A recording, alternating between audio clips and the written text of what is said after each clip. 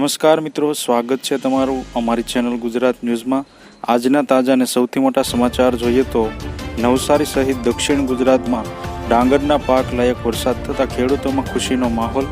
દક્ષિણ ગુજરાત એટલે ડાંગર અને શેરડીના મુખ્ય પાક ધરાવતો વિસ્તાર માનવામાં આવે છે। ચોમાસું અને ઉનાળુ બંને સમયે ડાંગરનો પાક લેવામાં આવે છે। ચાલુ વર્ષે નવસારી સહિત દક્ષિણ ગુજરાતના ખેતી માટે સારો વરસાદ વરસ્યો છે, જેના કારણે ડાંગરની વાવણી કરતા ખેડૂતો ખુશી વ્યાપી છે। ધીમી ધારે વરસાદ અને થંભીને આવેલા વરસાદના કારણે ડાંગરના પાક માટે અનુકૂળ વાતાવરણ સર્જાયું છે, જેના પગલે ખેડૂતો ડાંગરની વાવણીમાં જોતરાયા છે। સમાચારમાં આગળ જોઈએ તો ગામ બેટમાં ફેરવાયું। બીજી તરફ નવસારીમાં ભારે વરસાદના પગલે જલાલપોરનું ખરસાડ ગામ બેટમાં ફેરવાયું છે।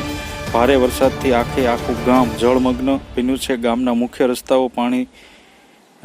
રસ્તાઓ પર પાણી ભરાઈ જતા રસ્તો બંધ થઈ ગયો છે, જેના કારણે ગ્રામજનોને હાલાકીનો સામનો કરી રહ્યા છે। વીજળીના કડાકા ભડાકા સાથે વરસાદ પડતા નીચાણવાળા વિસ્તારમાં પાણી ભરાયા છે। ગામમાં પાણી ભરાતા ગ્રામજનોનું જીવન ખોરવાયું છે।